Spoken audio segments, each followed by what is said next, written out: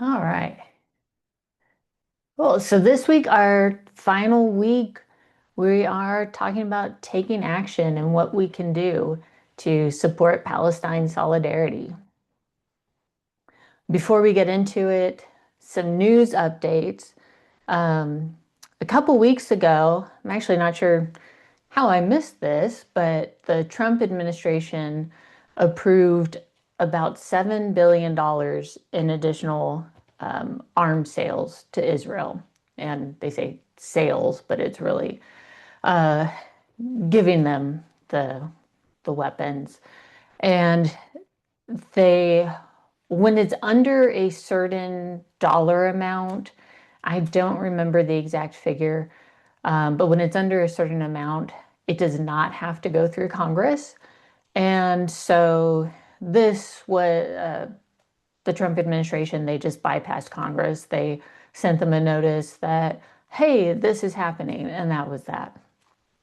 Um, the new budget that was passed um, included the money for Israel. That's part of the yearly amount they get under that MOU that was signed under Obama. So, not surprisingly, that was still in there. But it also included provisions that tightened oversight of funds directed to Palestinian aid and assistance. Um, it restricted assistance by international bodies to, sorry, restricting assistance to international bodies viewed by supporters of the bill as hostile to Israel. So, so any groups that are seen as hostile to Israel, whatever that means, are not going to receive funding. And it banned funding for UNRWA, which had already been in place, but I guess this makes it even more official. Um, Along with that and the uh, aid organizations, Israel is has banned any aid groups that are not politically aligned or challenge Israel and what they're doing. So as of right now, there's 37 organizations facing being banned. And that includes groups like Doctors Without Borders and Oxfam, and these other aid organizations that have the staff and the knowledge and everything to provide the aid that is desperately needed there. Instead, they're kind of setting up their own or getting these aid organizations that align with Israel. And so we can imagine how that's going to be given what happened with the GHF, the Gaza Humanitarian Foundation, so called, when they had set up food distribution sites in 2025. I want to say like spring, around in the spring, they were there for several months, having these food sites that really were used to funnel people into those little spaces, and then they would be shot at. And it's estimated that at least 2,000 Gazans were killed at those sites. So, so based on that, one can imagine what these new Israeli aligned aid groups are going to do. Um, the first meeting of Trump's Board of Peace is meeting on February 19th. So it's next week.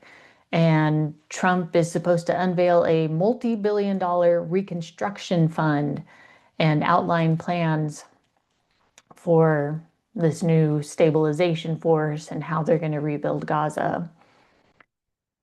And lastly, France, Germany, Italy, and the United States have escalated their calls for the removal of the UN Special Rapporteur, Francesca Albanese. And she has been an incredible, outspoken advocate for Palestine for the past, 2.5 years. She put together a couple of really damning reports, one on just outlining, making the case for how what is happening meets the legal definition of genocide. And then her second report condemning and calling for accountability of corporations that have been profiting off of what has been happening. She has already been under intense sanctions that limit where she can travel and have frozen all of her financial assets in banks and such. So now they're just trying to completely remove her from the UN.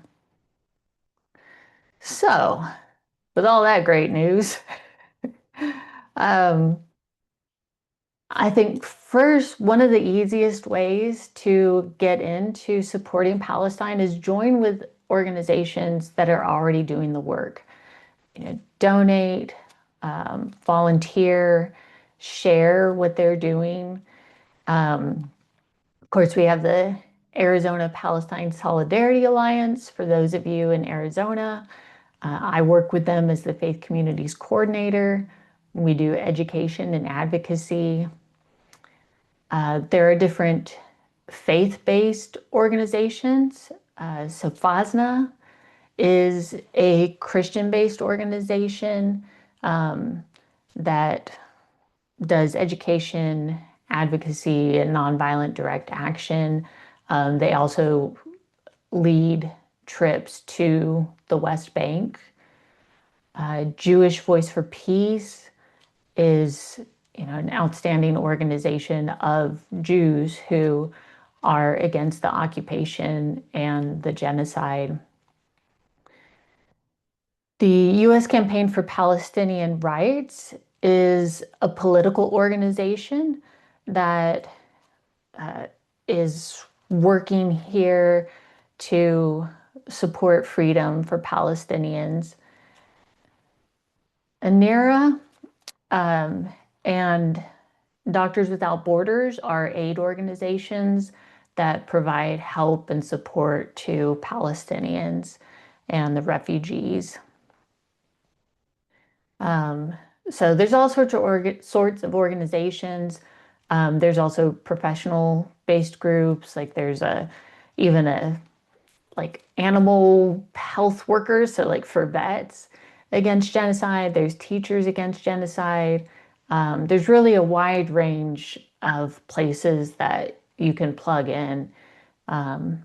So encourage you to do that if you need an entry point.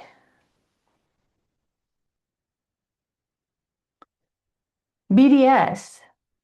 This might be something you're already familiar with or have heard of. It stands for Boycott, Divest, and Sanction.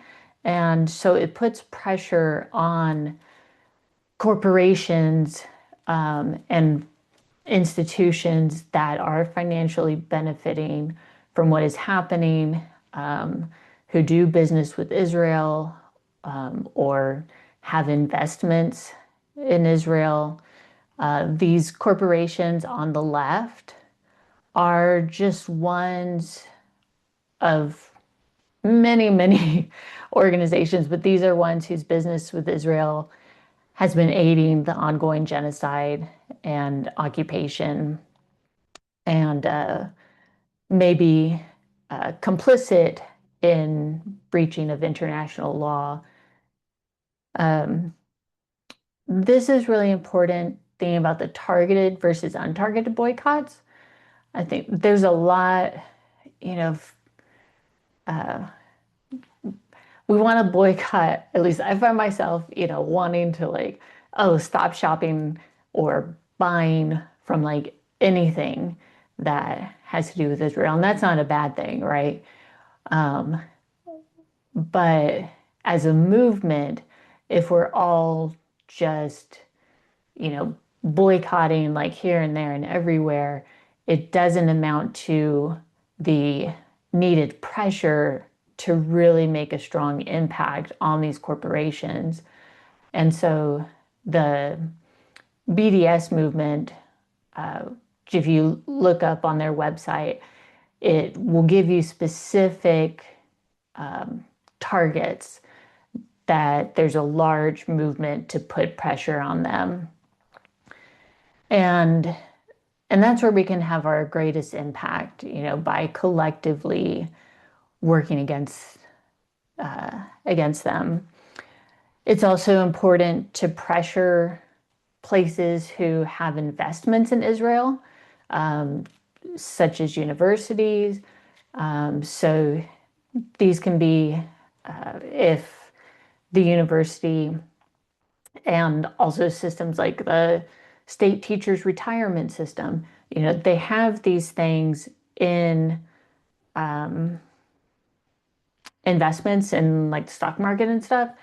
And a lot of those companies that those investments are in do business with Israel or are Israeli owned or are weapons manufacturers. And so it's also important to put pressure on those places that have those investments. So that's why that's been like a big target for the university activists and the encampments, putting pressure on the universities to withdraw those investments from Israel.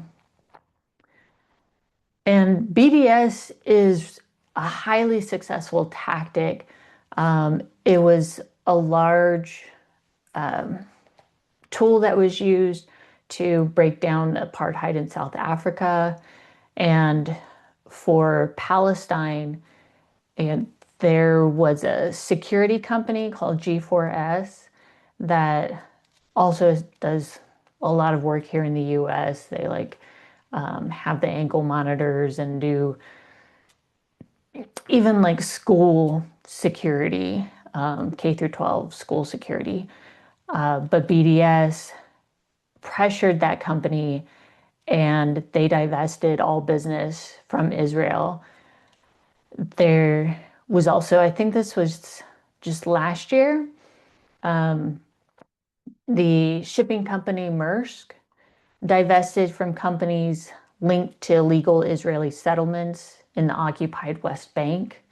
They're continuing to pressure Maersk. There's still a movement to pressure Maersk to get them to stop all of their shipping and transportation to Israel. So that's an important way that we can put pressure on Israel to stop what it's doing.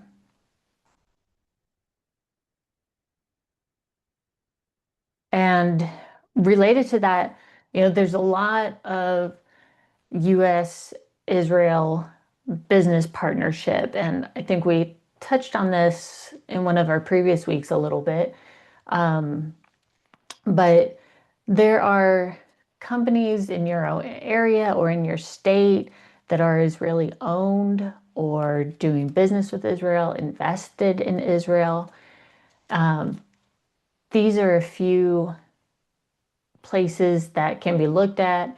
I had some students in Texas before. Whoops. So that's why I have the Texas one up here, but the Arizona Israel Technology Alliance is a partnership between Israeli tech companies with locations in Arizona and Arizona businesses and also Arizona government.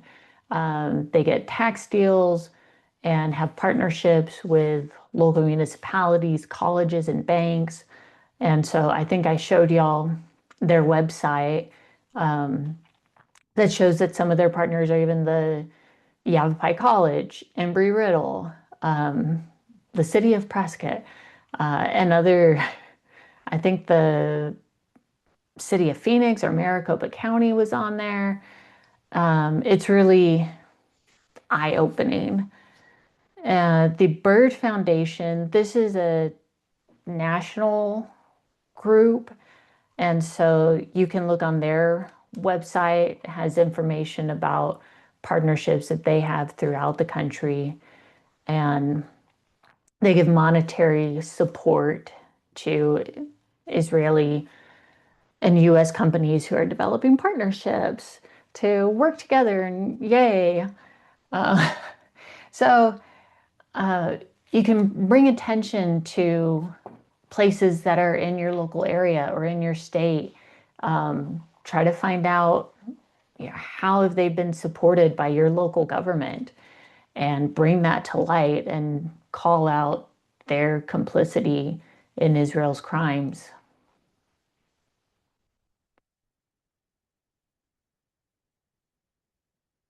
Direct action. This, when, you know, normal negotiating and dialogue fails, it is time to engage in direct action, civil disobedience, physical action that disrupts. It uh, has been done, a large, I think the most well-known um, direct action that has been for Palestine in the past couple of years have been the university encampments. And we've seen how that the the strong response from the universities and even the cities and local governments where there are really shows the power of them and how much they've disrupted the normal state of things. So, you know, other things like that can be done, sit-ins or interrupting meetings where they're supporting Israel. There's people who have interrupted um, congressional hearings. You can even, there was a an Israeli judge who's touring the US, who was down in Tucson this past week. And so some folks were down there protesting and uh, interrupting what was being done there.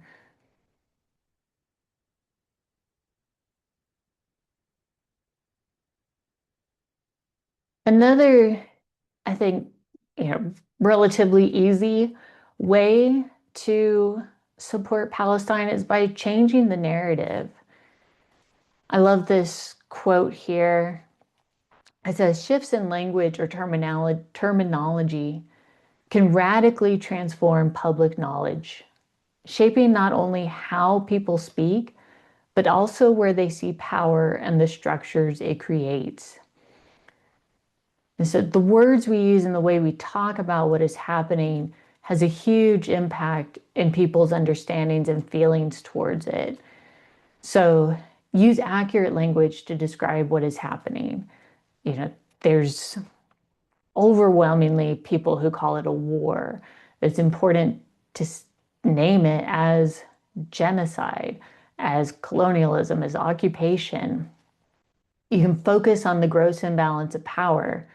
That kind of goes along with people calling it a war, as if it's fighting on both sides and there's kind of equal power. Uh, People don't realize like it's it's like an MMA, I think so. The martial arts fighter fighting an elementary school student.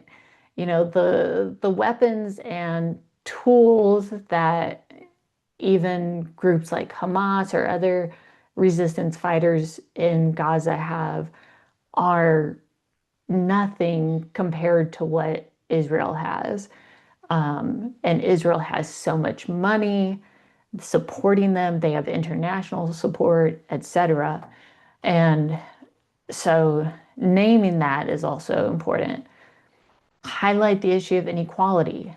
So most Palestinians do not have citizenship. They're stateless. Those who do have Israeli citizenship do not have the same rights as Israelis. And the under Israeli law, they have made Israel a state for Jews. And so, you really can't get any clearer than that, that it's not equal rights for everybody there. And that's not their plan to have. Here in the US, you can relate what's happened to Palestine to other settler colonial experiences. So it's very similar in a lot of ways to what colonizers did, and things that continue to be done to the indigenous people here, taking their land, forcing them into tiny little reservations or detention camps, continuing to dehumanize them, etc. And you can point out when media uses misleading or false language, as we looked at in one of the previous weeks.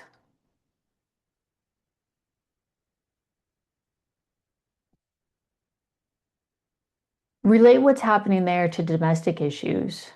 It's all so interconnected, and I think this is important right now when there's a lot of movement against ICE and against the Trump administration, that people understand how this is also related to Palestine and the deep connections.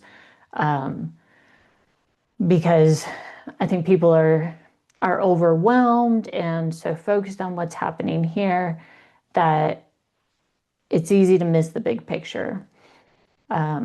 So, like, people don't know that ICE and DHS train with the IDF, the Israeli Defense Forces. They train together. They share tactics and tools. The things that the IDF has been doing and getting away with for a long time are now the tactics and things we see ICE and DHS doing here in the US. You can learn about military surveillance and tech tools that our local law enforcement is using, that are often the same tools that have been used by the IDF against Palestinians. Again, connect to issues that people are passionate about already. Create relationships across organizations and activist groups. This is really important. Fred Hampton, if you're familiar with the Black Panthers, back in, let's see, I guess he was probably in the 70s. But one of the really incredible things that he did was create what they called the Rainbow Coalition. The Rainbow something. I think it was the Rainbow Coalition. And it included, so it was Black Panthers, it was other Black activist revolutionary groups, it was Puerto Ricans, it was Latinos, it was even poor whites, and bringing them all together. That is when they had the most power, and that is when they really scared the government, which unfortunately then led to Fred Hampton being murdered. But not hoping to get that part of things, but to focus on just the power we can have when we are working together, and supporting one another.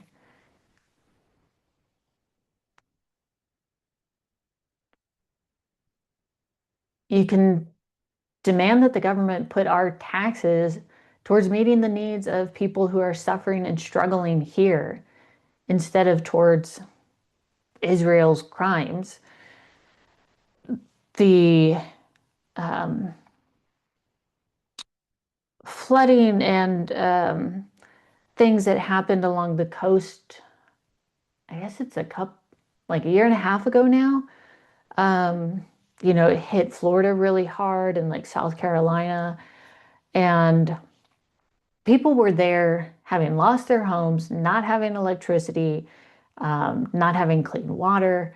And they were struggling to meet their daily needs, while meanwhile, our government was still sending money over to Israel instead of helping those people there. And so, you know, drawing attention to things like that is really important. There's a great group where you can see a lot of really helpful infographics. I don't think they have it completely up to date, but it's called Not My Tax Dollars. I believe that's the name, where they show, with all the money I in 1 year that we've given to Israel could have paid for this many, you know, meals for those in need, could have paid for this many months of rental assistance, etc. So it's a really helpful resource. You can speak up in your community, go to local government meetings. It might seem not like directly connected to your local government, but again, that's where, drawing the connections to what's happening in local government. So even like the city of Prescott here, under under state law, they cannot hire or have contracts with businesses that boycott the state of Israel. And so that's something that can be spoken about. The city of Prescott and other local municipalities after October 7th passed declarations stating undying support for Israel. So things like that can be spoken about, or, even just going and talking about like, hey, even some of our local tax dollars are going towards this. You can send letters to the editor, talk to groups you're a part of, your faith communities or political groups. And I think it's really important is support independent political parties, because the Democrats and the Republicans are on the same page with this, and it has, Israel has been supported regardless of who's the president and which political party has control over Congress. They they're they're two sides to the same coin. So I won't get on my soapbox to go into that anymore. But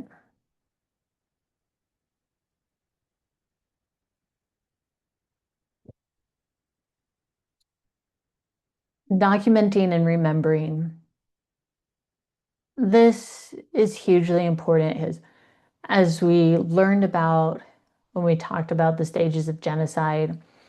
Denial is an ongoing trend throughout the genocide and is the final stage where covering up, erasing what happened, really destroying any evidence, erasing the very existence of the people is a tactic that is used in genocide. And this has been seen in targeting journalists, writers, scholars. They've wiped out historic places. They rename locations. And the war against Palestine from the beginning, going back to the establishment of the State of Israel, and even before that, has been a project of erasure, you know, destroying communities and replanting pine trees over those areas so that they can make it seem as if there never was any village or any people living there, renaming their communities. And so you use the skills you have to tell their stories. You know, even if it's something as simple as just saying the names of those who've been killed. There, I have a friend who's a pastor of a church in the East Coast, and weekly they have been writing in chalk on the sidewalk in front of their church just the names of children who have been killed that week. And this honors the lives and the memory of all of those people. Refiat Al-Rihri, he's the poet and scholar who we read one of his poems together a few weeks ago and reflected on it. He was targeted by Israel and killed. And he said that writing is a testimony, a memory that outlives any human experience, and an obligation to communicate with ourselves and the world. We lived for a reason, to tell the tales of loss, survival, and of hope.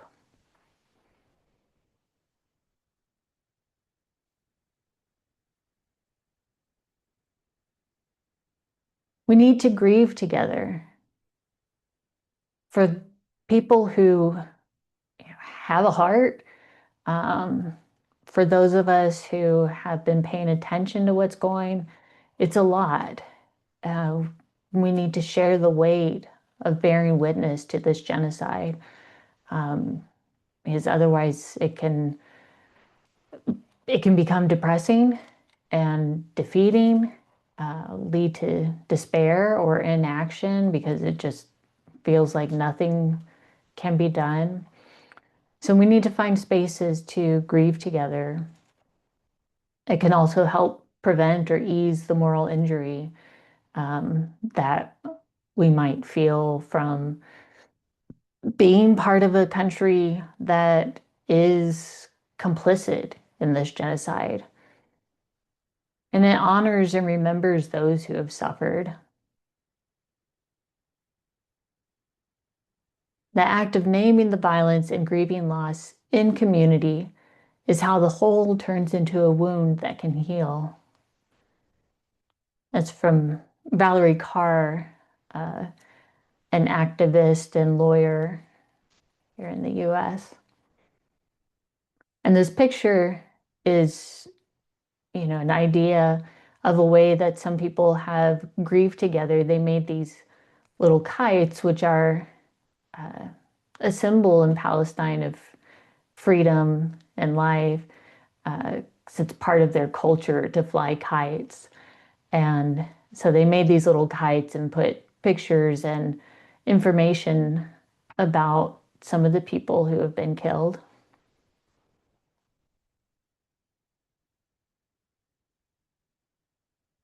And I had to include this quote from Angela Davis. She speaks a lot about Palestine, in addition to the struggles here and rights for Black people, which she's most well known for as being a Black Panther.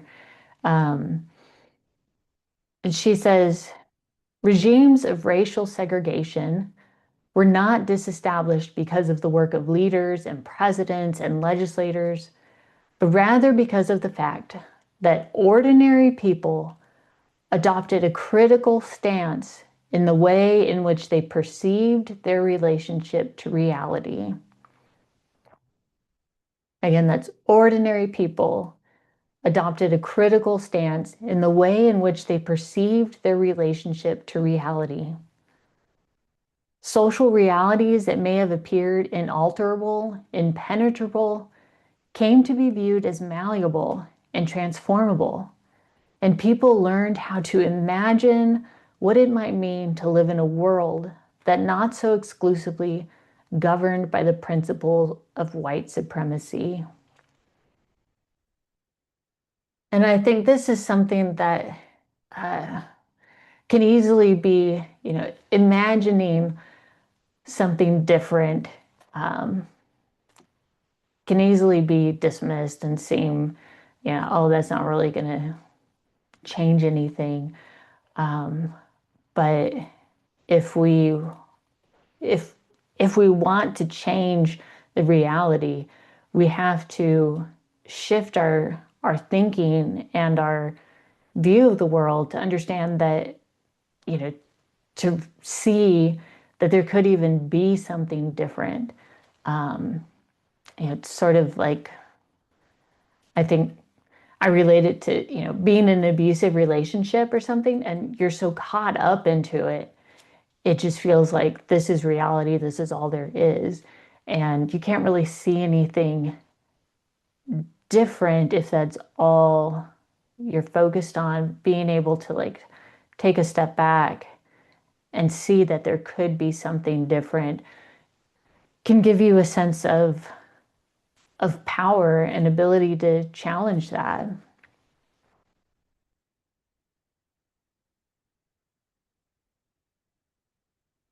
Okay.